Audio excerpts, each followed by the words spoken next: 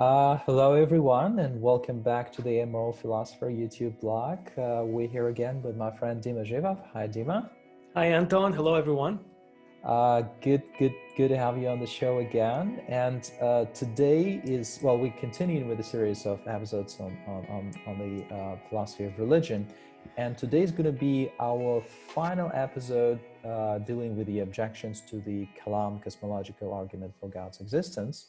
And so our final episode on Kalam is going to be a little bit technical, so brace yourselves if you're not for it. But I think it will be equally interesting for both with people who are interested in the philosophy of religion and those who are interested in the philosophy of time. Because today, as we promised, we'll be dealing with the objection that is based on challenging the presupposition of a particular theory of time. That is key for the Kalam cosmological argument. And at the end of the episode, we'll also deal with a separate issue of, do you remind me? Causal finitism. Right, causal finitism. That's the other issue that we'll deal at the end of the episode. So there's a lot of material to cover. With that said, would it be helpful for me to share the screen now, or do you want to give a brief introduction of the issue first? Yeah, maybe I can just briefly set it up. So we have been looking at throughout the last couple of episodes, we've been looking at Craig's version of the Kalam cosmological argument, and from start to finish, it is predicated upon a particular theory of time, namely the tensed or the A theory of time. And we were kind of postponing dealing with an obvious objection to the argument, namely that the theory of time that it presupposes is false and that an alternative view is correct. But if you endorse that alternative view, then at the very least, the argument as Craig presents it, with Craig's definition of what it means to begin to exist, just will no longer be convincing. It will not do the work that Craig wants it to do. And Craig freely acknowledges that, which is why in his academic career, he defended in some length the theory of time that his argument presupposes and interacted with the best arguments on the other side and interacted critically with the alternative tenseless theory of time. And so that's what I would like to present. And I just want to briefly also say that just to motivate us looking into it, for anyone who is interested in the Kalam cosmological argument, I think this objection is probably the most formidable. And even its main proponent, right? Craig admits as much, but also if you look at, for example, Craig's public debates with cosmologists, in particular with scientists like, say, Sean Carroll, one of Sean Carroll's objection to Craig's argument when Craig talked about the locution, universe popped into existence out of nothing, that Sean Carroll faulted Craig precisely at this point, that he said that this isn't even false because it's kind of almost the wrong way of talking about the issues in cosmology. It's the wrong way of talking about beginning of the universe because precisely because it presupposes, as Sean Carroll sees it, the theory of time that is obsolete or false or somehow discredited supposedly by modern science. And so to not deal with that leaves one kind of underwhelmed by the Kalam. And so for anyone like myself who wants to say, no, I think this is a decent argument in the cumulative case, I at least need to address it. But I want to say also that my interest in philosophy of time goes beyond philosophy of religion. And I can honestly say that having studied the metaphysics of time in my course, I came to the conclusion that tensed theory is probably true. And I honestly would hold to that conclusion. Maybe our conversation would sway me otherwise, but I would still hold to that conclusion quite apart from the Kalam cosmological argument. So I just want to flag that and say, for me, it's a bigger issue than trying to defend some argument. I just am genuinely convinced that it's true. But that leaves me at a pickle, because I'm disagreeing with important scientists at this point, just like Craig does. And so this objection has to be addressed head on. Right. Great. So shall we remind maybe our audience about the difference between the time and the tense and the tenseless theories of time? I could maybe share the screen now, and I never know when it works and when it doesn't, but let's try this again. Hopefully. No. Cause and effect are loose categories, you see, and exactly. indeterminism holds.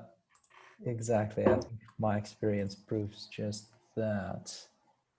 I honestly don't know why the option is not available here. Let me just do this. I will open and close the file again. Maybe this way it will become available. And just let me know. If not, maybe I can try sharing it. It's another possibility if it doesn't work. Yeah, sure. Let me just one final try. Maybe it will work. If not, okay. Hopefully now it should work. Yes, perfect. Let me find the slide. I think it is this one that will be helpful. All right, so hopefully our audience can see this now. So the difference between the tense and the tenseless theory of time. Over to you, Dima. Yeah. So just to remind the audience about what we discussed in episode 5, and just like in our previous 3 episodes on the objections to the Kalam, I urge our audience to, if they haven't yet done so, watch episode 5, where we lay these, we explain these slides and talk in more detail than I will now about the information presented here. But just to recap, right? So there are roughly, this is a rough simplified view of the debate, the matters. So there are 2 main views: tense theory of time and tenseless theory of time. On the tense theory of time, tense is an objective feature of reality, right? It's not just an illusion of our consciousness, right? It's not just a feature of our language, like it is on the tenseless theory of time. It is an objective, mind-independent reality. But furthermore, on the tense theory of time, temporal becoming is objective. Things really do come into and go out of existence. And again, it's not just an illusion of our human consciousness, as we would ultimately have to say on the tenseless theory of time. On the tense theory of time, not all moments of time are equally real or existent. So on the view that I think is correct, which is a variant of the tense theory of time, it's called presentism, that the present moment occupies a kind of privileged ontological category, and it alone is existent or real. Past is no longer real. It was real at some time, but it no longer is. It's gone. The future is not yet. It's unreal. Whereas on the tenseless theory of time, all moments of time are equally real or existent. There is no objective difference between 2050 and 2020 that we inhabit. There isn't. It's just a perspectival fact. It's a subjective fact about observers and reference frames. On the tense theory of time, the universe... Oh, Dima, you've frozen there. Can you hear me? Hello? Through time. And on the tenseless theory of time, the universe is a 4-dimensional existing as a whole. And later on, we will come to the scientific objection to the tense theory of time. This point will be germane, like this point will be the main bone of contention. Right, so, and finally, and this is where the relevance of this debate for the Kalam comes in. Such locution as the universe began to exist on the tense theory of time is equivalent to saying it came into being. And we're not going to look at that slide, but you can refresh your memory about the PowerPoint presentation and the discussion in episode 5. If you look at, perhaps we go to that definition indeed. Sure. Anton, if you could help us. Let me see where. I think it would be. 11. Yeah. 11, right. Yeah, so this is how Craig defines it, right? So X begins to exist at T, sometime T, if and only if X comes into being at T. And then coming into being at T is defined as X exists at T, and the actual world includes no state of affairs in which X exists timelessly. Mm-hmm. B says that T is the first time at which X exists, right? And then finally, and this is where you see the connect, X is existing at T is a tensed fact. And tensed facts, arguably, presuppose tense theory of time, the truth of the tense theory of time. Now, there is some nuance to that. One of the most prominent defenders of the tenseless theory of time sort of allows for the existence of tensed facts, actually, surprisingly. And yet he wants to say they play no interesting, important role. They're kind of redundant, unnecessary. So there is that variant, but let's just say, for simplicity's sake, it basically presupposes tense theory of time on most people's understanding of it. And so it becomes relevant, is tense theory of time true or not? Because if it isn't, this definition is not adequate. It's not adequate. It presupposes something that's false. Right? And so let's go back just to that final comparison slide. And on the tenseless theory of time, the phrase the universe began to exist basically amounts to, given that the universe here is a four-dimensional space-time block, which exists timelessly as a whole, it amounts to the idea that the universe has a front edge. And that's not the same claim as that it came into being, right? And so the intuitions that Craig appeals to just would not work well with this understanding of the claim that the universe began to exist. Anton, just before we continue and I'll set up the debate, any thoughts, comments on this point? Right. So basically, the tense theory of time, as we presented it, is sort of our intuitive understanding of time is. Right. Tenseless theory of time, what is the motivation for its introduction? It seems to be a rather unusual way to think about time. So before we maybe discuss its bearings on the debate, so what would motivate someone to introduce such a theory of time in the first place? Yeah. So there are a number of motivations, and we will come to those in particular. Maybe we should hold off answering that question. I can, if you want me to, just briefly say there's scientific reason.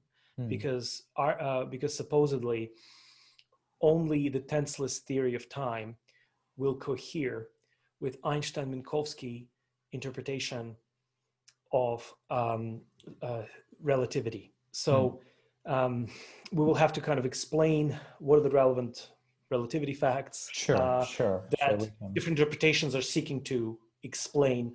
But clearly the predominant view is that Einstein's special theory of relativity, his general theory of relativity, and in particular Minkowski's interpretation of Einstein's relativity theory is true, and it's widely accepted. But it actually, if you look at it, it presupposes this kind of four-dimensional space-time manifold, as opposed to three-dimensional universe enduring through time. So it presupposes tenseless theory of time. Yeah. But there is also a strong philosophical reason that many think just completely disproves tense theory of time, coming from McTaggart, which we have to discuss. So those I think are the strongest. Right. But so back, I guess, we'll have to postpone the discussion of this in detail. But to go back to the comparison between the theories that's important for the Kalam argument. So as you mentioned, something like the universe began to exist on the tenseless theory equates the universe has a front edge. So why wouldn't that quite do for our purposes? Supposedly having the front edge would be one property that some other things might not have, maybe, or and that would need an equal explanation, just like the coming into existence would have, or doesn't that quite make it? Yes, yes. I think if we could maybe just turn off close the PowerPoint slide, maybe that would be best for the audience, because we will not be referring to it for a while. Yeah, I think it's a great question. I think the best way to see its importance is if you look again at premise one, and especially at the 3 lines of support for premise one, right? Shall we bring back the PowerPoint with the 3 lines of support? Maybe, but okay, let's do that. Let's do it real quick. Where was the premise one? Let me find it. Yeah, here it is. Right? So if you look at this idea that out of nothing, nothing comes, that it's metaphysically impossible that something can come into being, right? Uncaused out of nothing. So this idea of out of nothing almost assumes like, it assumes an absolute kind of becoming. It assumes that temporal becoming is real, that things really come into and go out of existence. Whereas if you look at the tenseless theory of time, what it suggests to us, what it proposes to us, is that the universe is just there timelessly as a whole. In that sense, it never as a whole began to exist in any sense in which the tense theorist claims that it has had, right? Rather, it just is there timelessly, but it happens to have a front edge. It happens to have a kind of termination or an edge to it in one direction. Yeah. Right? Or I guess it would also, on this view, be that in all directions there is an edge, but I'm not sure about the future, though. I'll have to think about it more. But at least about the past, that's what it would mean. Right. So what I'm thinking, I guess, if someone were to accept the tenseless theory of time, whereas the universe would have a front edge, could our idea that nothing comes out of nothing be translated into being something like, nothing has a front edge unless there is something that's causally responsible for it? I know it doesn't make much sense, but exactly. I guess the point is, is what the tenseless theory of time doing? Does it just wipe out our concept of causation altogether? That's a good question. Like if things are just these 4-dimensional things that are always there, is causation still possible under the tenseless theory of time? Well, it would have to be interpreted in a peculiar way. Let's just say that. Like it would have to be stripped. The concept of causation would have to be stripped from our common sense, intuitive understandings of various aspects of causation. But let me just be very clear.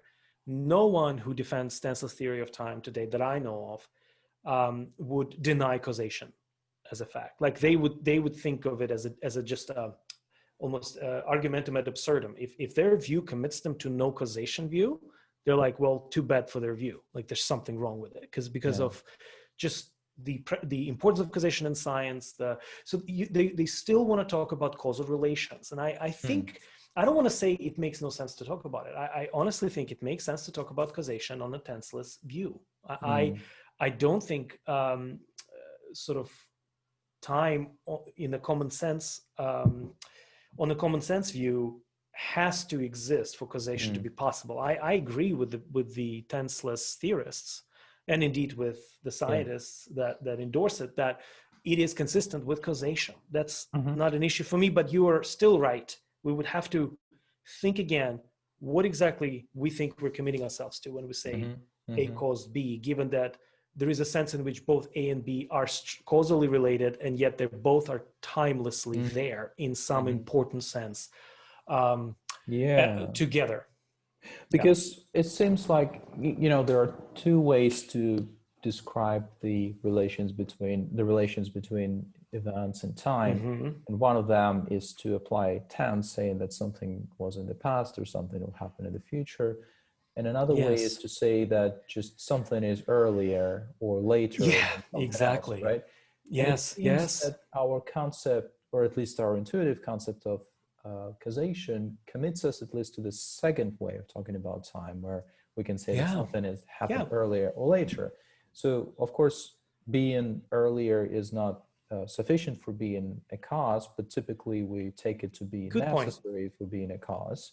So if we cannot talk of something being earlier, then supposedly we cannot talk about causation in our common sense of causation.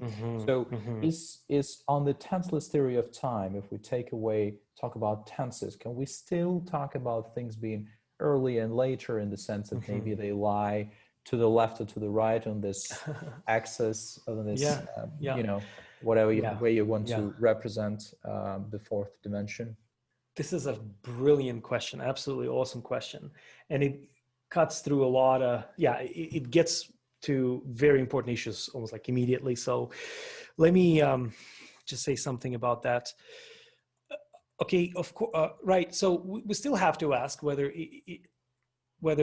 simultaneous causation is coherent. And I think it is. But in other words, I think it's defensible, at least, to talk about such a thing as simultaneous causation of causes coexisting with their effects, but there being that dependence relation, that one is dependent on the other in a causal way. And so that's, at least I think, something worth talking about. But I want to say, look, leaving that aside, your question was about earlier later relation, whether on the tenseless theory such a thing is possible. Definitely tenseless theorists would say, of course, that's what we endorse, is that there is this series of events, right, that are structured by relations of simultaneous with, earlier than, later than. And so if we follow the typical nomenclature, and we follow, say, McTaggart, and say that this is what he called the B series where the events are related in earlier than, simultaneous with, and later than relation, as opposed to the A theory, where they're related with respect to with respect to determinations like past, present, and future. So even though the tenseless theorists would say that they can just have the relation earlier than, later than, and so on, I'm not sure they can. In other words, I'm not sure myself, but I'm open to being persuaded otherwise. Actually, this isn't that big of a deal for me, but I'm not sure myself that at the end of the day, you can just completely disregard tense and still affirm genuinely that something is related in an earlier than, later than way. And that's what McTaggart thought. McTaggart thought that tense is essential, which is why he thought time is unreal, right?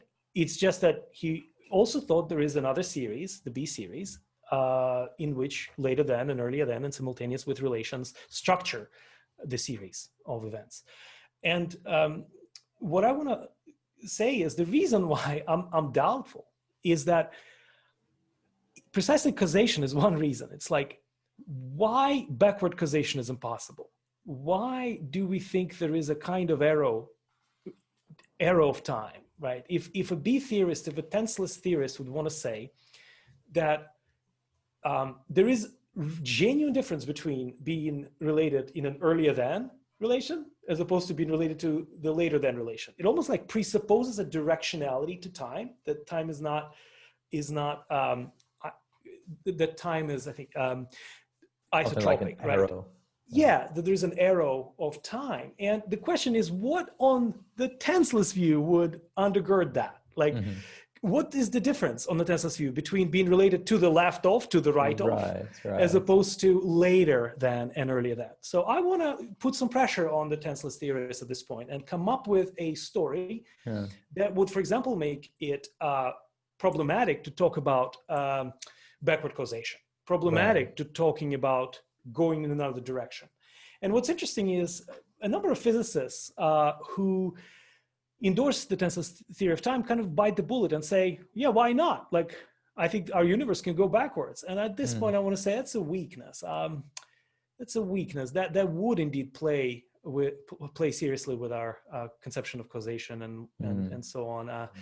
Would make, at least I would need a lot of convincing at this point.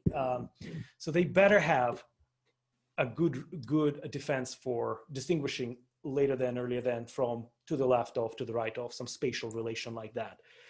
And so one of the biggest defenders of the tenseless view of time, Hugh Mellor, who just excellent philosopher, he concedes this point, and he argues vigorously to try to kind of bring causation in, and also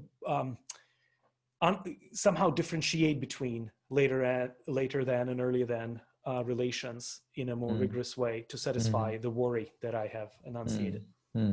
Right, but I mean, even if the if the tenseless theory of time has this direction of time, suppose the tenseless theorists are able to introduce this direction, so we can say which event is earlier, which is later. They still want to claim that there isn't this moment in time which we call the present, which is somehow privileged. So present doesn't exist in this theory, right? So because all this four-dimensional object has just always been there, and it just depends on our perception, on you know, how fast subjective perspective, right? So supposedly, you know, individuals like ourselves, we go through this fourth dimension, and we able to perceive it, you know, 1 second at a time, or 1/4 of a second or something. But supposedly there's an alternative way to perceive it, where you can just, you know, observe all the four-dimensional object and know the present and the future.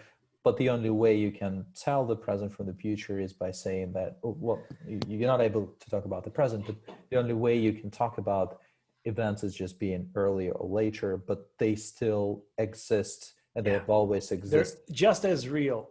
Just as real, right. You see, there is trickiness even in putting it in ways that doesn't beg the question and is not misleading. Like you just said, always have been, and it's like, well, it's a tensed expression, but I understand totally what you mean. It's like you're just using grammatically, you're not presupposing objective tense at this point. Yeah, you're right. And so however we end up expressing it, and however much we emphasize that we're not dealing with, we're not committed to the reality of tense, at least with respect to some sentences like you've just done. I'm with you that sometimes we express tenseless thoughts, tenseless beliefs, tenseless ideas, and indeed that's what the B theorists or the tenseless theorists would want to say. But you brought in an issue that, again, maybe later we will discuss, because this is my principal problem, actually, because I had to choose. There are a number of them, but like one of the ones that genuinely make me worried and make me go, I don't think tenseless view is very attractive. Like, I would need a lot of reasons, would be that its view of personhood. So on this view, you and I don't endure as a whole. Like you and I, like right now we're interacting. What's actually doing the interacting right now on the tenseless view is our temporal parts. Slices of Dima, slices of Anton are at any one time causally interacting.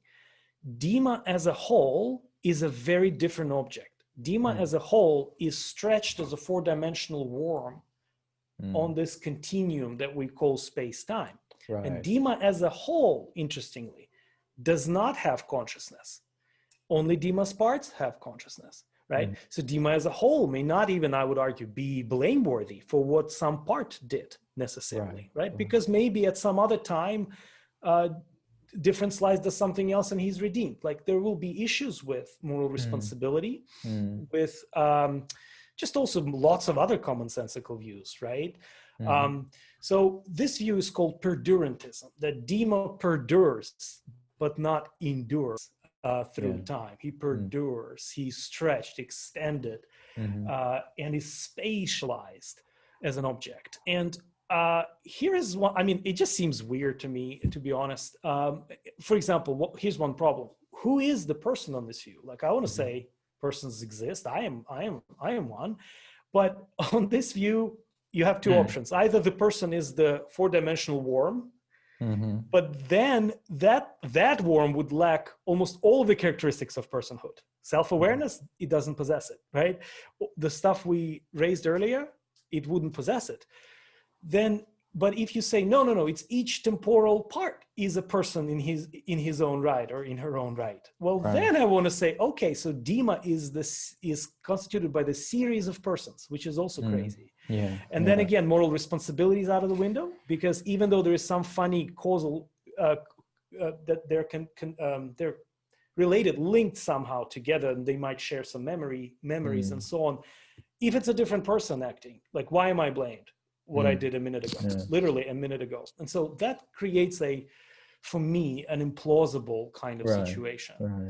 Right. Then I guess the Tenseless theorists, I guess they could just bite the bullet and say that, you know, your concept of a person, your sort of common sense concept of a person is just as much an illusion as your common sense concept of the time, because it's tied so closely to the way you perceive things. You just cannot think in any other format. But that's not to deny that there is sort of some kind of a nominal way to think of the thing as it is in itself, regardless of your experience of that thing. And so it makes sense for us to talk about time being four-dimensional, and about, you know, maybe a series of Dimas rather than one Dima extending through time, whichever way you prefer. But it doesn't make sense from that standpoint just to talk about Dima as a person persistent through time. So I guess at this point I want to say, just like any view, any argument can be, you know, you can always bite the bullet, and you could always say, yeah, I'm happy with my price tag, and move on, you know, and just leave the interaction. And then, like, I'm not prepared to bear this price tag. It seems to me too costly. It seems to me too extreme. But indeed, we need to talk about, like, the motivation. And supposedly the motivation is grand. Supposedly science just backs this idea very clearly. And supposedly the philosophical case against the alternative, the common sense view, just is extremely strong.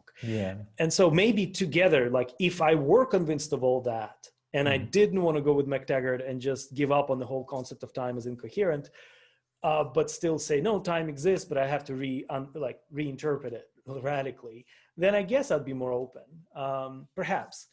But at least we can both agree, like, the view of self that it presents to us is not just counterintuitive. Like, a number of things can be counterintuitive. Our belief about, let's say, our belief that yesterday I did something. And when we say I did something, we genuinely don't divide ourselves into different persons doing different things. We genuinely think that that we don't cease to be, like, that I don't cease to exist in the next second, that there is no new self that is interacting in the next second. That's pretty deep in our system of beliefs, in our web of beliefs. So it's not just any old counterintuitive belief that we are here knocking down with this view. We are taking apart a lot of other beliefs we put on top of it. And so I would say we should then consider very seriously, do I want to have a view according to which there is no continuity of self, or there is no single subject of experience? Like, or even, again, I would have to redefine what I mean by subject of experience. But at some point, if almost everything that I used to mean by subject of experience, by personhood, is not had by whatever new concept of personhood one has to swallow, I want to say, then it's just a completely different idea. And I'm not sure I care so much about that. Like, I cherish the view of self that I've got because of its consequences for moral responsibility, for intentionality, for consciousness, for all of these other things. So it's a worry.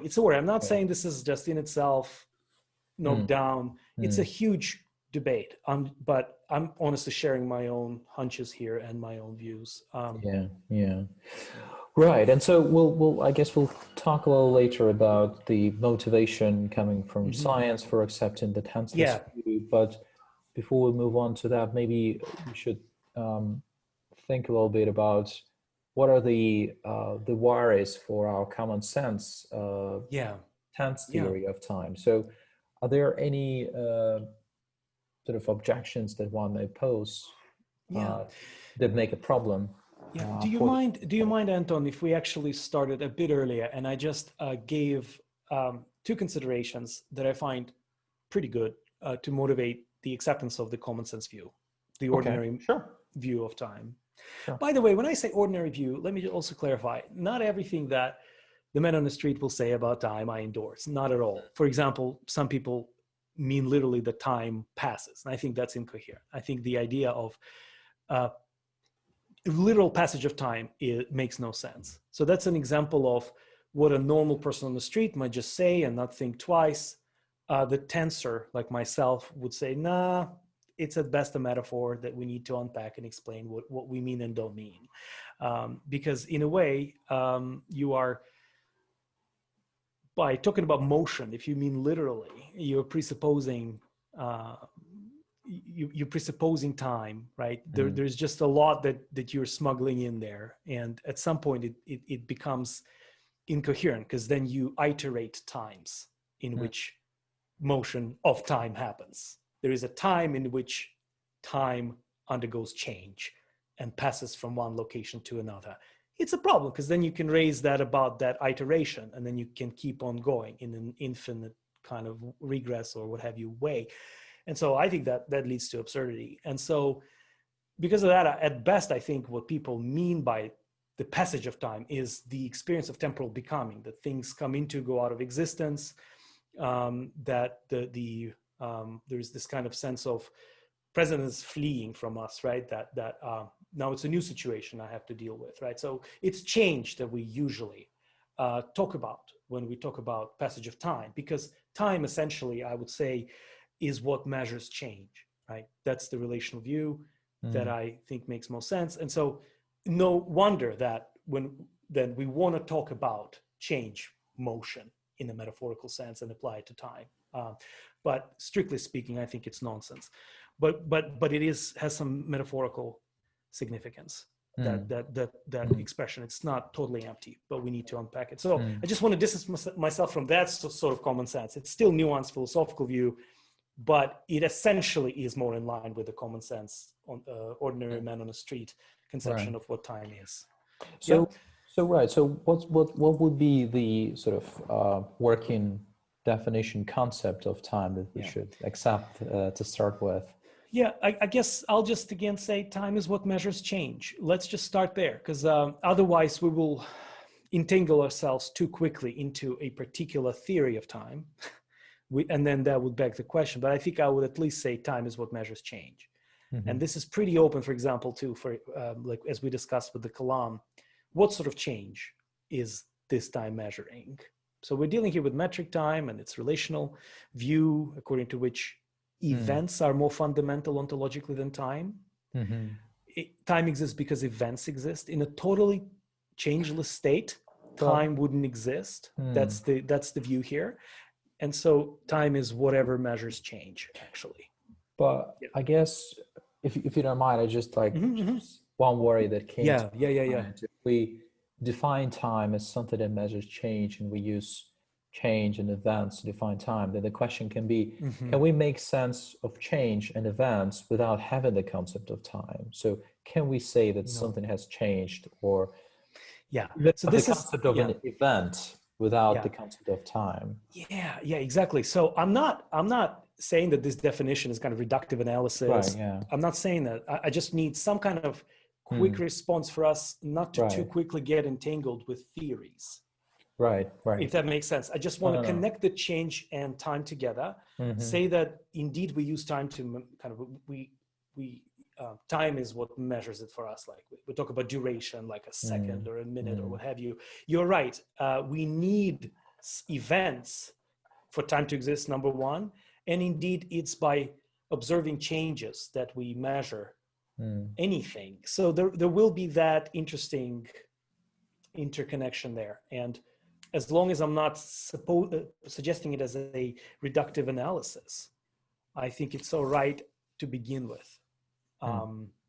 If that makes sense. Sure. I just wanted to flag some words that came to my mind. But and I love that. I think that you put the right pressure immediately.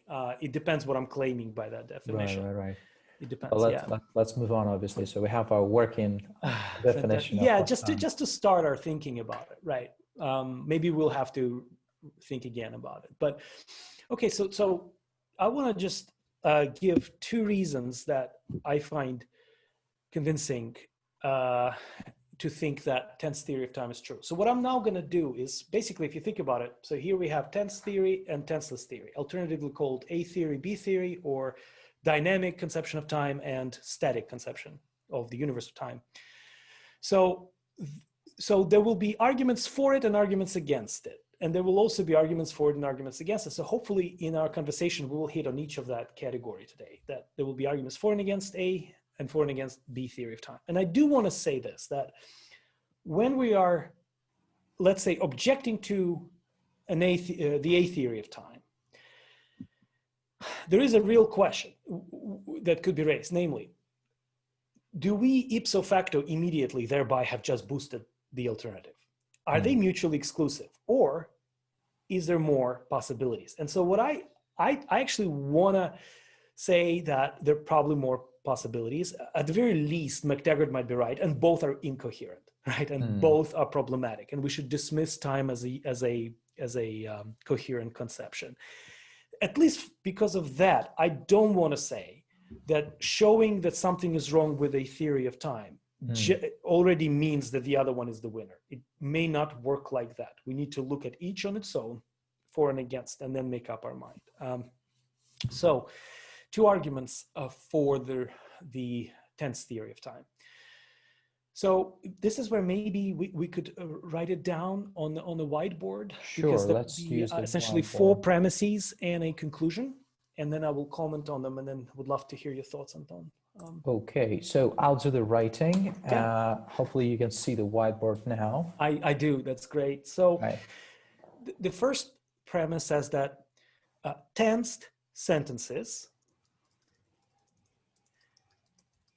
apparently express tensed facts. Right. All right. Very good. Yeah, so that's the first premise. Second premise, the apparent expression of tensed facts by tensed sentences should be accepted as correct unless. And here, if you could do 2 subpoints, subpoint I and subpoint II. Yeah, sure. Let me try that. Yep. Unless tensed sentences are shown to be translatable into tenseless sentences without any loss of meaning, or II,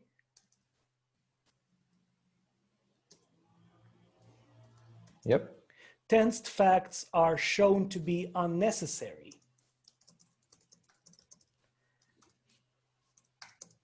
for the truth of tensed sentences.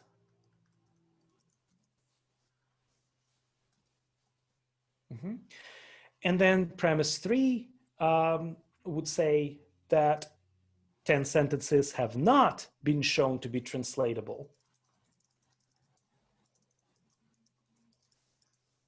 into tenseless sentences without any loss of meaning.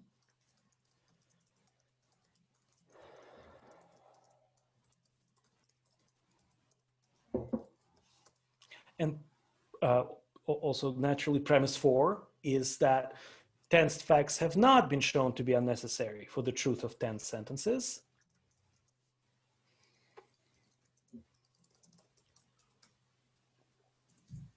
To be unnecessary for the truth of tense sentences. Right. And then the conclusion is that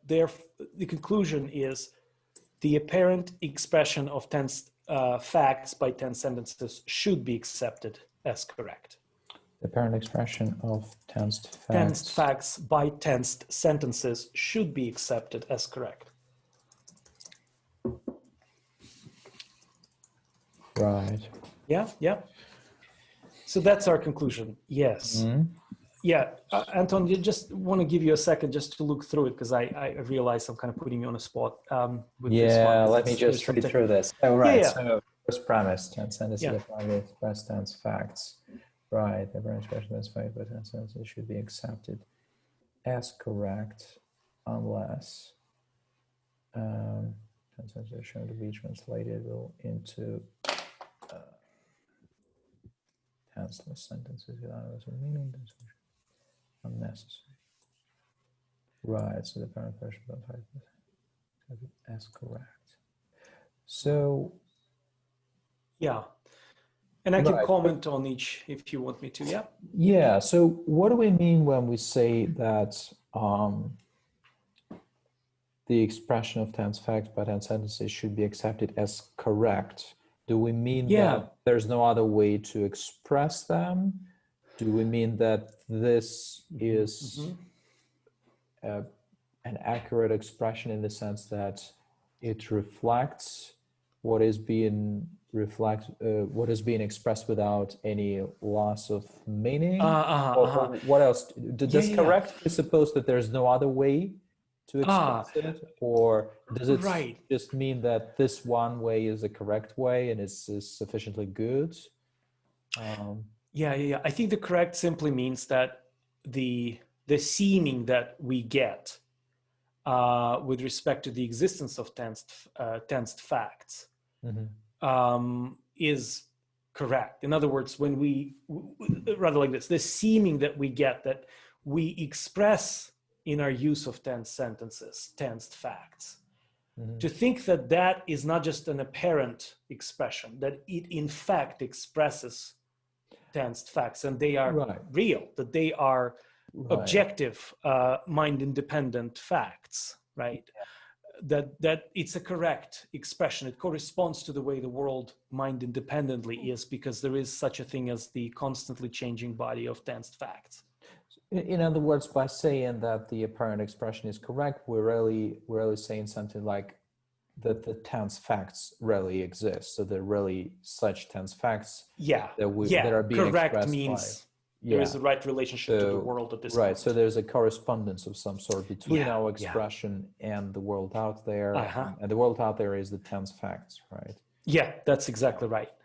And notice again, remember that definition that Craig used, right? Where the coming into being is a tensed fact, right? Like he needs a body of tense facts for that definition to go through. So that's why this argument is there.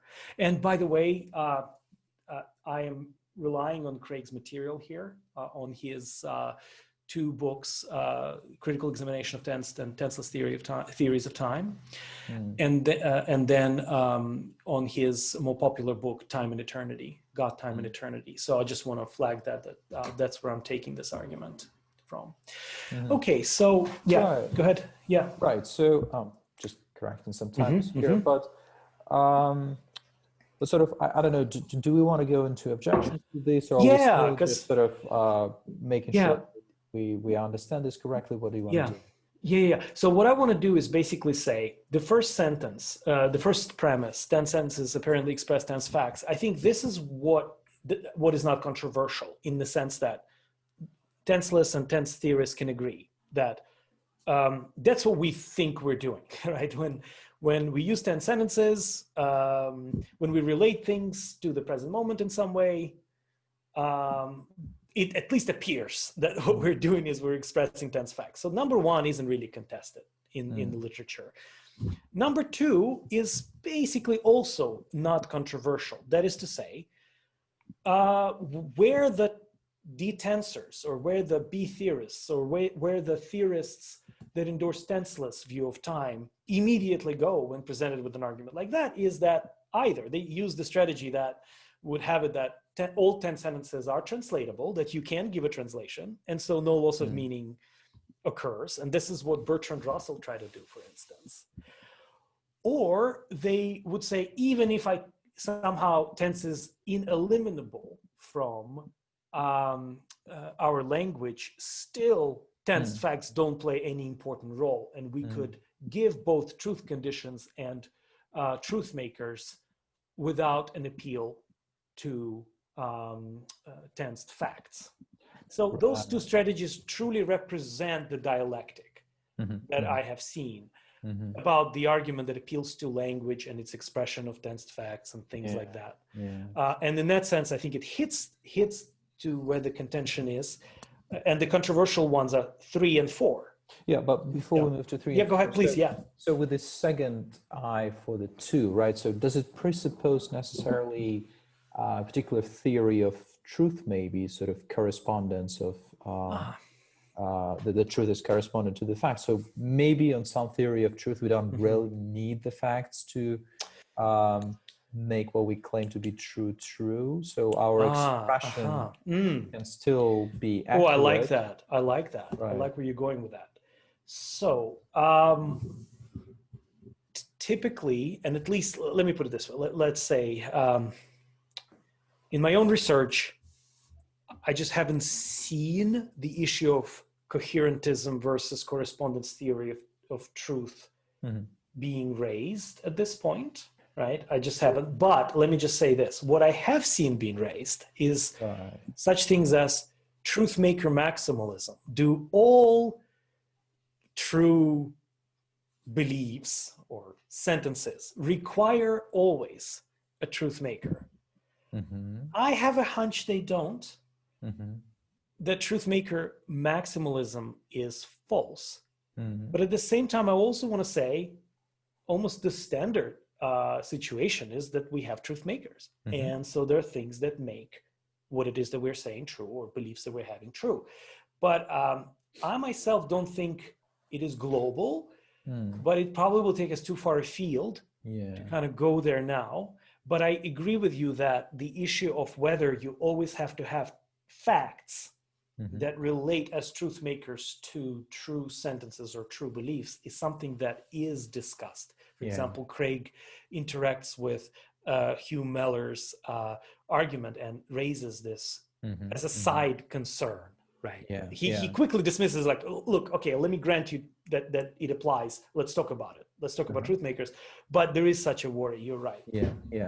Yeah. And you know, the worry applies not only if someone endorses some kind of a coherentist theory of truth. Maybe someone is just a pragmatist about truth and say, well, you know, it just works for us to say to discuss this facts as being tensed, and so what makes our tensed sentences true is that, you know, it just works for our purposes. So, and there can be other domains when we work about truth of some claims, for instance, about, I don't know, morality, and someone can say that, you know, some claims about morality are not really reliant on the truth and some external truth makers. But anyway, it's just to point to one possible objection before. Absolutely.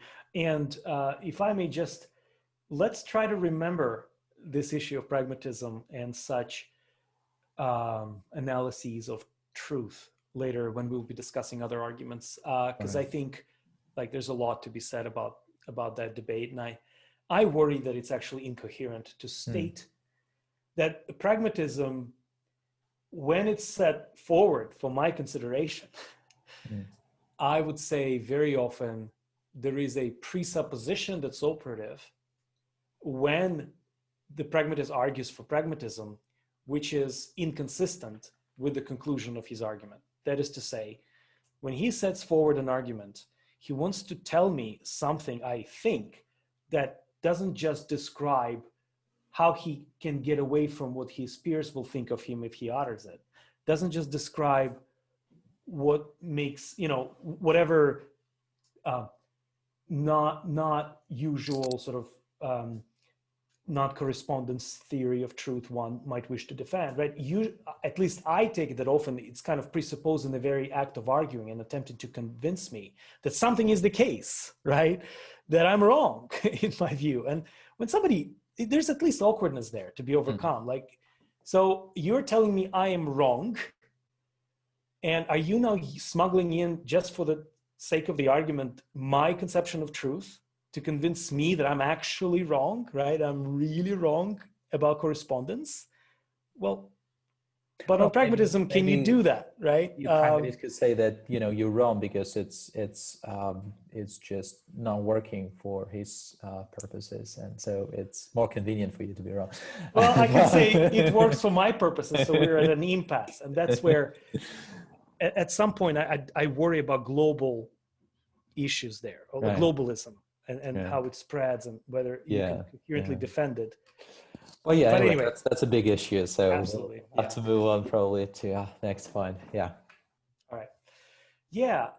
Right. So, and it's really 3 and 4 that need defense. And so, because they're more controversial. Now, 3 states that Oh, Dima, couldn't hear you for a second. I think you're back on. Okay, you're back on. Yeah. So premise 3 says that tense sentences have not been shown to be translatable into tenseless sentences without any loss of meaning. And I think it would not be a misrepresentation to say that the vast majority of tenseless theorists of time have moved on from the attempt to give a translation for any tense sentence in such a way that tense is eliminated from language. I think modern B theorists or tenseless theorists of time have given up on that. And so guys like Hugh Meller, he would agree tense is not eliminable. So he would go for trying to attack 4, not 3, right? So let me give you a taste of the problems with trying to give a translation. Here is the problem. Tensed sentences are more informative than tenseless sentences, and so not equivalent in meaning. And finally, tenseless sentences sometimes are more informative than tense sentences, and so not equivalent in meaning. So let me give you an example of each. John Perry came up with this example. Suppose I say, the meeting starts at noon, right? So that's one claim that I'm making. I'm expressing a belief with that statement, right? Compare that to the meeting starts now, okay? I could easily see somebody believing throughout the whole morning and noon that the meeting starts at noon, but having lost track of time, not know that the meeting starts now, that now is the time when you have to act, and completely miss that opportunity to go to the meeting, right? So the meeting starts at noon, or starts on such and such a day at noon, is consistent with not knowing that it's starting now. And so you have an information loss in just having the tenseless belief and the tenseless sentence that the meeting starts at noon on such and such a date. Right. So that's one argument from John Perry. And he tried to show that similarly, indexical beliefs and indexical expressions are not translatable like that. You don't just give a translation and preserve all the meaning that you want to preserve, right? And by the way, with this John Perry's example, it's not just that tense is not eliminable from our language, and indeed it's true. Like there just is no human language that where tense is absent grammatically. Like just isn't. That's how we think. That's how we believe. But what is also true, I think, is that it's indispensable for something else. It's indispensable for timely action, for successful action in the world, right? Somebody who doesn't know that the meeting starts now will never act in a timely fashion, right? He needs to know beyond the tenseless fact that, say, on such and such a day, the meeting starts at such and such an hour. He needs to also know that that hour is somehow now. So now I must act, right? And it's not enough to say that what the person thereby knows is something like noon is noon. That would just be a trivial sort of statement, right? This is something, again, you can know timelessly. You can know, rather, that could be your tenseless belief, right? That noon is noon on any given day. That does not prompt you to act at any particular time.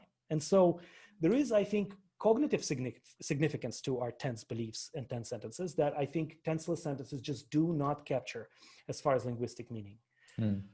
So that's kind of one point. But another point is to say that you could reverse that too. Suppose I say that Anton and Dima are talking or talk on 9th of September 2020, right? But suppose I forgot what day it is. I don't know that, but suppose I believe truly that we're talking now, right? And I completely do not have accurate information with respect to how to position, how to locate the present moment that I'm experiencing of talking to you on this tenselessly existing series of events related in an earlier than, later than, simultaneous with relation. That's totally possible, right? I can have amnesia and still I would know that I am talking to Anton without knowing that Dima and Anton are talking on such and such a date. So there is that issue of non-equivalence between the two. So a translation here also doesn't seem to preserve or capture what we want it to, which is equivalence, that we're losing something, and that's a problem. Okay, so that's basically what I want to say here. There's one complication that I just want to flag. Please stop me because I can go on. But the complication has to do with, okay, unless you want to stop me now, it has to do with propositions, how we view propositions, and what we think about cognitive significance. I don't think cognitive significance is exhausted by propositional content, for example. Right. But that might be going into philosophy of language too heavily now. Yeah. So I think I'll let you decide if you want to elaborate on that, but I'll just let you know before we move on to causal infinitism, we have about 20 minutes to talk about time.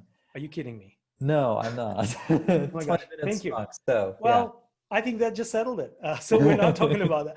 Okay, let me then rush through. I had no idea time was flying in a metaphorical sense.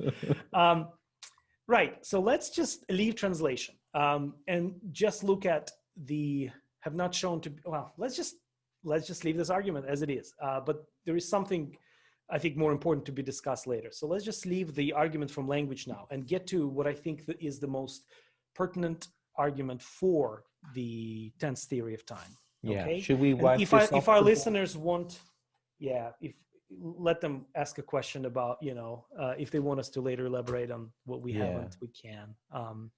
Okay, great. So let's just come back to the normal mode. So no need of the board now, right? No need of the board. Okay, cool. Excellent. All right. So let me then really rush through and say this. And this is why it's going to be sketchy now, definitely. And so maybe not as persuasive, but let me try. So what I want to say is that believe that there is a real distinction between present, past, and future. I think it goes really deep in our noetic structure. I think it underlies a lot of things. And to take it away from us and to actually cast a judgment, negative epistemic appraisal, to call us, strictly speaking, irrational or delusional, given that we're dealing with a universal feature of humanity in terms of how deeply it goes and how structurally significant such a belief is for us, right? I think it again requires a big argument. In other words, you know how skeptics argue with a realist like myself. I say, look, I think I exist. I think Anton exists, and they come back and say, yeah, but you could be brain in a vat, blah blah blah. You could be stimulated by some mad scientist right now, and it's indistinguishable. You can't point to anything, right? You can't rule that out. And what I want to say is, somehow it just doesn't. Wow, look at that! I'm just demonstrating the skeptic's argument. I could be a brain in the vat, but yeah. This is beautiful. You could be anything you want. Anything I want. This is the theory of truth we like, yeah? Right. So I want to say it's not enough for me. And the reason why it's not enough for me is a bare possibility is not going to move me from something so evident. And even if the skeptic is entrenched in his position and I can't convince him by what convinces me, what seems to be the case, I am rational to believe unless and until I'm given some defeater, some genuine reason, not just flag a possibility, but genuine reason to change my mind.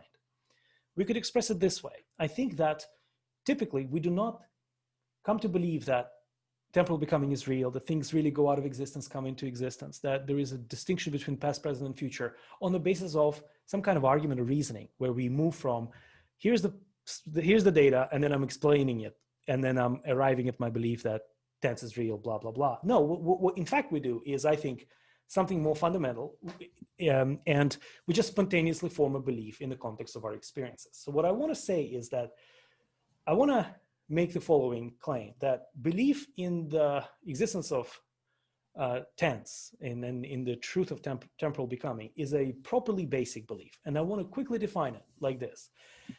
It's a basic belief in the sense that it's not based on some other beliefs that we hold. It is something that we form spontaneously and immediately in the context of our experience. So I can, right now it's the night, I can't see it, but suppose it was the day and I look out and there's a tree outside, and in the context of the experience of seeing the tree, I form a belief there's a tree. And it's a basic belief because I didn't form it on the basis of the following argumentation. I have the following sense data. Things appear to me treely, therefore probably there is a tree. Like, I don't go through that reasoning. I think that would be to misrepresent what's going on. I just form a belief on the basis of that experience. Right, right. That's the basicality of the belief. But I also want to claim proper, that it's properly held, that it's properly basic. Why would I say that? And that's where I would appeal to universality of it, that we're dealing with humans across cultures, across times, in all sorts of environments, number one. Number two, that to show that it's somehow improper is to essentially say you are not justified, even prima facie, to believe it, that you are irrational from the get-go. And I think it's too strong. I think it is proper for us as cognizers to form beliefs in those experiences. And what I think is often missed when people talk about proper basicality, they think that these beliefs are somehow untouchable and cannot thereby be defeated. And that's not the claim. They can't be defeated. They're defeasible.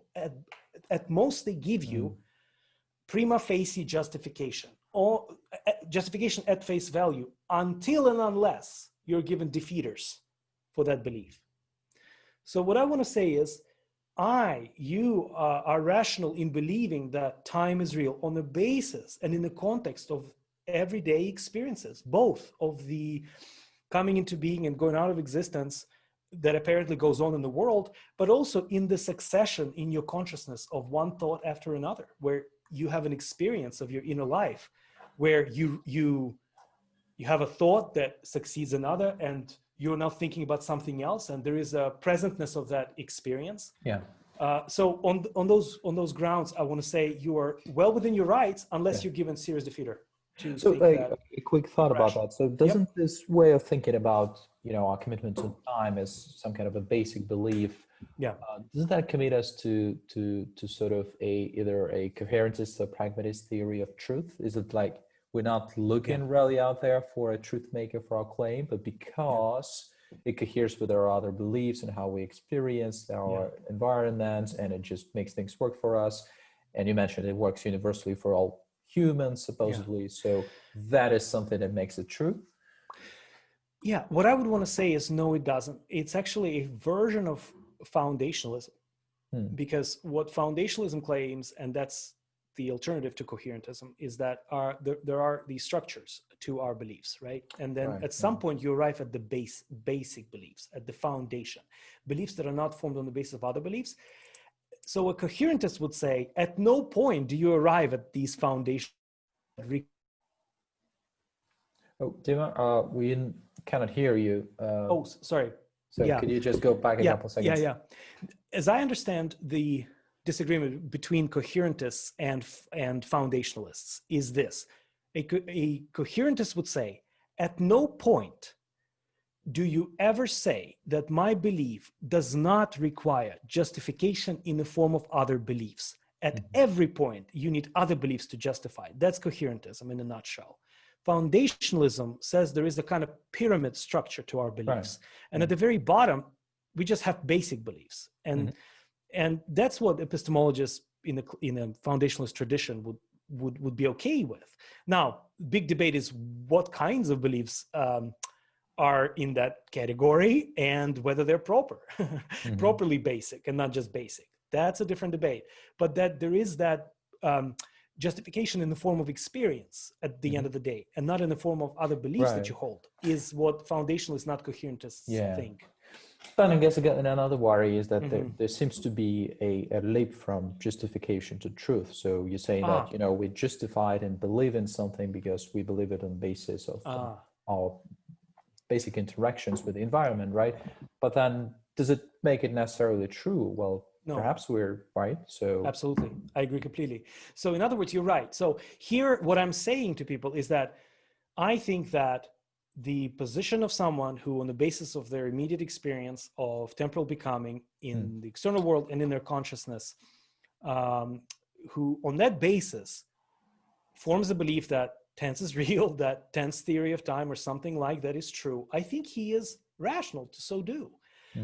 If you add to that, for example, that other propositional attitudes are going to be seriously undermined if you negate that. For example, have you heard about the "thank goodness it's over" kind of, or "thank goodness it's now past," or it's "thank goodness it's Friday," right?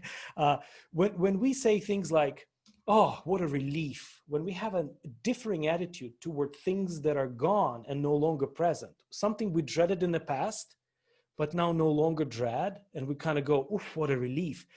At this point, what somebody who wants to honestly say, no, there is a delusion here, he wants to say you're irrational in that attitude at the end of the day. You might not be blamed for other reasons, but the enlightened few of us who know the arguments for tenseless theory would convict you of irrationality. And that's, I think, a radical thing to say. Like, I would want at this point to say, well, okay, give me that more obvious argument, more plausibly looking premises than the premise that, wow, I'm so glad that, you know, the dentist appointment is gone and it's not present, and that, that I have this attitude of relief and not dread any longer. That, I think, is another kind of backing for how deep it is. It's not just any old common sense belief. But that's, and let me also say that Meller, because I know we need to force it, Meller himself agrees that unless, this is his words, unless there is a refutation, not even scientific evidence against, unless there is a disproof of tense view of time, a demonstration of its incoherence, he doesn't see why you should be moved from this position, given how pervasive the intuition of tense is in our noetic structure, and how much havoc it will do. Like, it just seems, wow, you really need to think twice. So at this point, this is where McTaggart's proof comes in. And so I don't know, how much time do we have, Anton? We have about 10 minutes left, right, for discussion of time before we have okay, to... thank you. Thank you for extending it a bit. Thank you for creating time for us. Okay, so the McTaggart's proof or argument is actually an argument that if it's successful as a whole, it undermines both the tense and tenseless theorists of time, because it just shows that time is unreal. And so the first part of the argument tries to show that tense is an essential feature of time, that time cannot exist without tense. Or put differently, time does not exist unless a series exists. And that would be series that are ordered by determinations of past, present, and future, or some such. Okay, so that's his first move, but his second move, in other words, that's where the tense theorist goes, "Yay, well done! We agree with you, McTaggart," and the tenseless theorist goes, "No, I disagree with that." But there is a reverse that happens in the next stage. The next stage says, "But tense is incoherent as a concept." And here the tenseless theorist, like Meller, says, here I got my refutation, a demonstration of its incoherence. And the tense theorist goes, well, no, that doesn't work. So how does McTaggart show or refute the concept of tense shows that it's incoherent? So here's basically what he does. And he wants to say that it involves a contradiction because it involves any single event having properties that are incompatible, namely the properties of futurity, presentness, and pastness. And no event can have those three properties. How does he argue for that? And this is where it's actually not easy to see, but this is what I think he's doing. And I'm relying on Craig here and his analysis, and Craig borrowed that from C.D. Broad, philosopher C.D. Broad. So what essentially is going on is that McTaggart presupposes B-theoretic ontology. He presupposes the existence of all of the events together in the same way in which a B-theorist thinks they exist. And then he wants to understand temporal becoming as the qualitative change with respect to properties that each event has. As presentness moves through this series from the future to the past, right? And as determinations keep changing, you could think of the following visual kind of illustration like a string of light bulbs that are each momentarily illuminated or illumined in succession, but notice they all exist equally together to begin with. And then change is understood here as the change of properties that actually tenselessly rather existing objects, acquire or have. Now, if that's the setup, if we're marrying B-theoretic ontology and then try to force temporal becoming on it, as opposed to the view that Craig defends and a number of other A-theorists defend, which is presentism, according to which only the present moment is real, that there is no change in qualities or properties that events undergo. There is absolute becoming. Things cease to be and begin to exist. Right. There is nothing that has properties at two times, ever. There is only the present. On that view, his argument just doesn't seem to work, just because the pure A-theorist in this sense would never agree to the setup, would never agree that there is tenselessly existing events stretched in that kind of fashion. That's to concede everything as far as the A-theorist is concerned, modern A-theorist is concerned. So if you're a presentist, this argument honestly doesn't even relate to you, but it would relate to any hybrid view, anyone who wants to, for example, like, we don't have to name names, but like a number of philosophers who want to say, look, there's a growing block view of time, according to which past and present are real, right? But the future is not. That's a hybrid view because the past is equally real as the present and it's constantly growing. McTaggart's argument can be reformulated because you at least have two incompatible determinations, pastness and presentness, and you can run the argument. When McTaggart was presented with this growing block view alternative, he actually interestingly concedes all that the presentist wants him to, namely, if something like presentism is true, his argument doesn't work. And he does that indirectly. McTaggart responded, aha, get it. The future is unreal. Can't use the future, but I could still use the past and reformulate it with respect to only two properties and not three properties that are incompatible. But you see, that itself is a tacit admission that if you have something like presentism, and if it's defensible on its own, then his argument just doesn't have much to say to the presentist. So basically, I want to say, I don't see it as a refutation of every serious, like in my view, plausible version of the tensed view of time. I think that presentism is the best view if you want to go with the tensed view of time, and I don't feel the pull at all to the conclusion that it's incoherent or has been shown and demonstrated to be incoherent. Yeah. So we find, go ahead. Let me just ask you this very quickly. I guess one worry for the plausibility of presentism is this whole concept of things constantly coming out and into existence, right? So I guess that may worry some people because, well, what would you say to that? Why that should be treated as plausible? Yeah. Well, again, if you say, well, why treat it as plausible, then I would appeal to the experience, right? Or did you want to, because in a way, like, this is what we seem to experience, that, for example, now we're talking, but us starting this session is gone. It's no longer present. And what's real is us now discussing this very thing and not sort of introducing the episode. Well, let's take the span, for instance, right? As it persists through time and the present is view, it always appears to be in the present, right? But so it was here a second ago and will be here in a second as we speak. But so we can only perceive it in the present. So it already ceased to exist in the past, although it did exist. So it came out of existence, and then it has just come into existence to sort of touch itself into the present.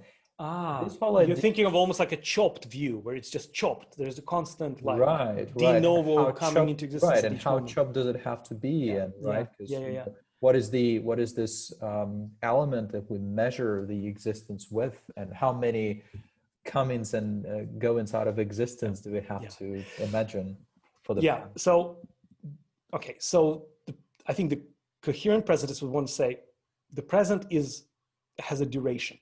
And so there is a huge issue there of the extent of the present. What's the duration? How to think about that? But what the presentist would not want to commit himself to is the existence of chronons, or like the units of time that are chopped, or instants that are existing ontologically prior to the whole, to the line, right?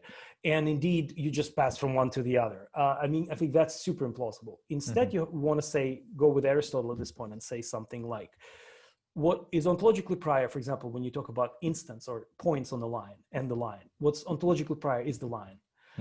In other words, it's the present as some duration. Now, again, it's a whole different ballgame to kind of try to talk about like the extent of that and how to make sense of that. And I would say, anyway, it's going to take us too far afield, I think, at this point. But what I want to say is, if duration is prior to any moments that we arbitrarily specify on it, then you can avoid the choppiness. And you don't have to endorse the implausible view of genuine, almost like cessation of existence of and the new almost object emerging. No, there is existential inertia can be had. You persist through time, you endure through time. But what comes into being is you with new properties. That state of affairs comes into being. You with new properties comes into being, but you endure, right? It's still you, but just you with new properties. So what comes into being is the totality state of you with the properties you possess in the present, right? As you undergo change through time. That would be the view, but you're rightly pointing to some issues there. I just wanted to flag that there's a whole issue about how do we conceptualize the present, and how does it extend over time? Can we even make sense of what the present is? But we don't have time to go into that, so we'll have to. We don't have time. We don't have time to talk about time. So, right. So now let me just get to the chase. I think that for me, what worries me and what still makes me recognize, even though I personally am not moved to endorse Tenseless view of time, I can see why somebody would be attracted to it because of the science side of things. So if I may, just in the remaining part, introduce the argument from science, right? Without, how much time? Is it 5 minutes that I got? Well, we're about 13 minutes until the end of the episode, but we also wanted to talk about the causal infinitum. Right. So I'll let you decide how you want to chop up this. Chop up. I'd say. Well. For another how 3 about minutes. this? Okay. How about this? Let me make the following statements, and they're not going to be persuasive to anyone, but I'm going to make that claim, and I'm willing to talk about them in more detail. Statement number 1. Einsteinian interpretation of relativity is not the only viable possibility of that one can have, right? In other words, there is another interpretation, which we can call, that kind of follows Einstein's, in many ways, hero or somebody he learned a lot from, Lorentz, and kind of a neo-Lorentzian interpretation, according to which, contra Einstein, you still have absolute time and absolute space, not just relative time and relative space, that there is such a thing as cosmic time, that the relativistic effects that happen for objects that are traveling closer to the speed of light in the special theory of relativity can be explained not by fragmenting reality as Einstein did and relativizing everything to observers and inertial frames, but by saying that with respect to the cosmic perspective, and the way that you defend cosmic perspective is to essentially still endorse and revivify the ether view, but strip from most of it, like ether as the medium that propagates light, essentially to say, no, that's something that we must have, or the Einstein has not disproven it, and things of that sort, right?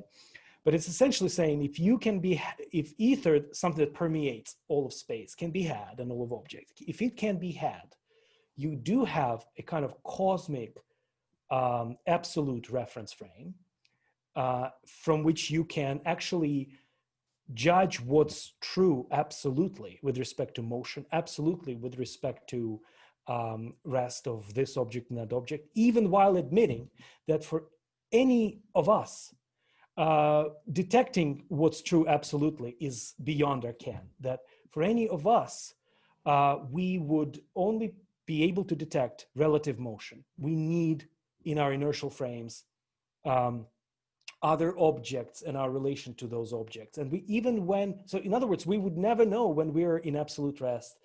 It's compatible with all of our observation that we be in absolute motion relative to ether, when in fact, we think we're in absolute rest relative to our inertial frame. So I want to say, so the claim is that it is really Einstein's physical interpretation of the data.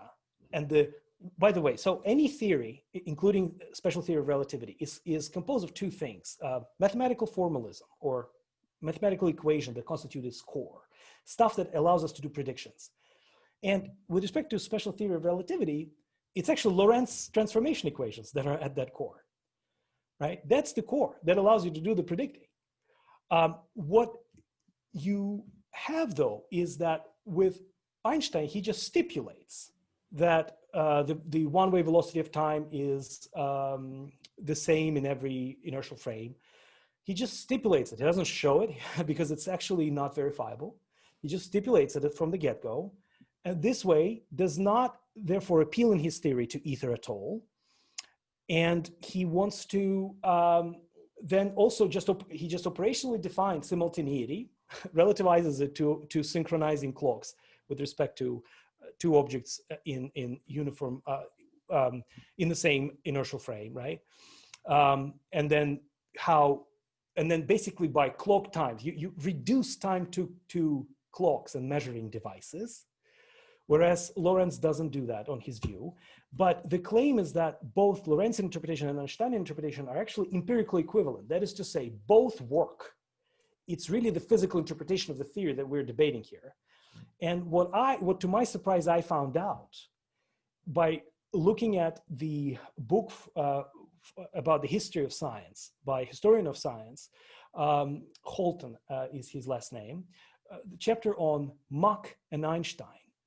And Ernst Mach was a German philosopher and scientist who was really committed to verificationism. So this predates logical positivism, but he was a positivist himself of early kind. And what he said is basically, what's anathema for science is appealing to anything that is not directly detectable, directly verifiable, right? If you can't verify any postulate that you are using in your theory, scrap the theory, it's useless, it's metaphysics. You know, he kind of goes with that line of thinking, that it's about purifying your science from anything that cannot be verified.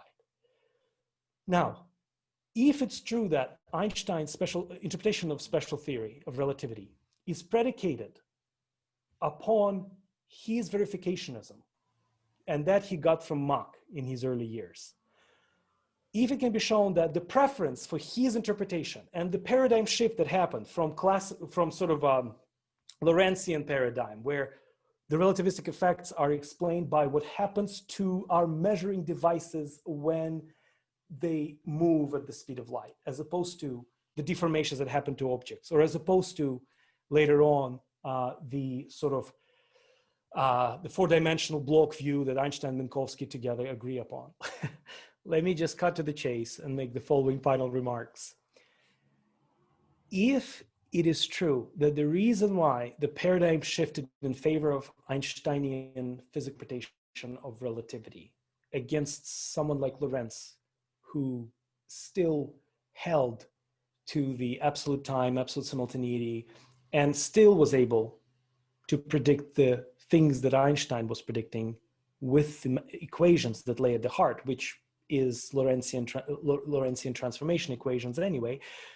If the change to endorse Einstein's view was built upon positivism, was built upon verificationism, as a philosopher, I'm not impressed with that. That does not make me impressed. Like I want, given that now in so many branches of science, we would be super constricted if that's the guiding principle, that unless something is verifiable by our senses, it's meaningless or worse. I think with that view, so much of cosmology goes out of the window. Einstein's own postulate about the one-way velocity of light, for example, goes out of the window because it's postulated at the foundation. It's not actually directly verifiable. Like there's so much havoc that this principle, if endorsed consistently, can do. And given that nobody today defends logical positivism and verificationism, and given, like I started, that deep, basic, this intuition that I have about tense, that I think I need a lot of convincing to be swayed from. It's in this epistemic situation that I want to say, yes, I am going against Einstein here, and he is an authority, and it's a problem, and I understand why somebody wouldn't go with me. But for somebody like me who has looked at the history of the and the Einstein's as to what motivated him to publish in 1905 his special theory, to extend that or attempt to extend that to in his general theory of relativity to objects that are not in uniform motion, blah, blah, blah. Like when I looked into that, I just found a philosophical justification that just is not impressive at all. And given that I could still predict stuff, I'm not, it's okay. It's okay to disagree at this point for me. But I also see it as a weakness of the Kalam for those who just who don't share my view. And that's why I want to say it's a weakness of sorts. It's not a good thing.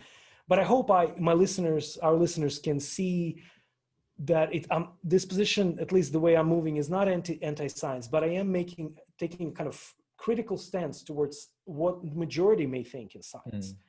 If I find out that they went to the philosophical turf, and I'm not impressed with that, I think there's something to be said about that. We should be critical about what we hear, regardless of which community says it. Yeah. So that's what I would say there. So maybe to briefly sum up what we've argued here so far is that obviously what theory of time one is committed to bears on the force of the Kalam Cosmological Argument, and the jury, as we can see, is still out on which theory of time is. So I think it, or at least, one argument for the tenseless theory of time is that it's consistent with our science, real physics.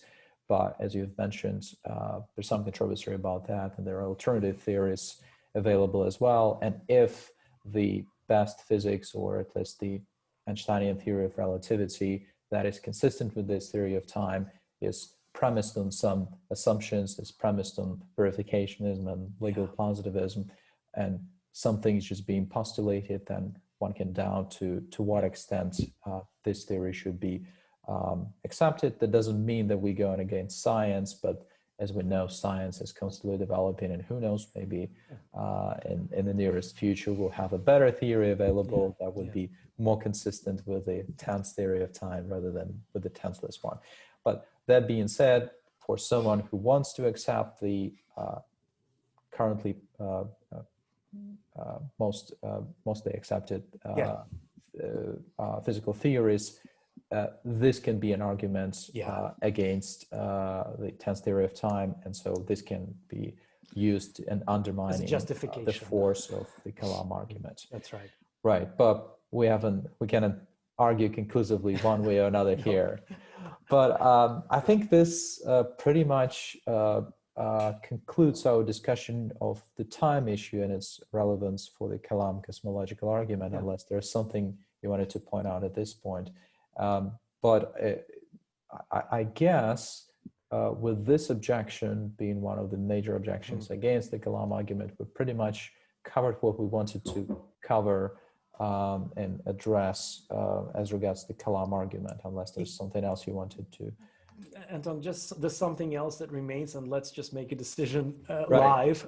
The something else that remains is a response, a justification for premise 2, and the possibility of reformulating the argument without predicating it upon the tense theory of time, namely the causal finitism argument that I think actually is the strongest of the lines of reasoning in favor of the second premise.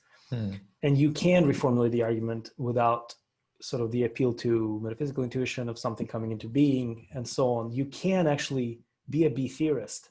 And by the way, I hope everybody can track with us that theism is compatible with both A and B theory of time. There are theists that are defending both. So that, but yes, you're right. For the Kalam, though, I want to still claim it's possible to use a version of the Kalam, different from Craig, where the justification just would be the causal finitism. And do you want me to say something about that, or do you want us to actually? I think we can just reserve this for the future episode maybe and wrap up here, but we can do an extra add-on on this. All right. Sounds good. So I guess in this case, remains me to thank our audience for their attention to this issue. I hope it's been interesting. Certainly been a great joy to me to engage in these questions, thinking about time with Dima. So thank you, Dima, very much for thinking through this and for sharing your views on this point. I had a blast. Yeah, this was great, absolutely. And so I'll just announce that we'll have one more final episode on Kalam. So that's right. I'll see you all shortly. Thanks very much. All right. Bye. Bye-bye.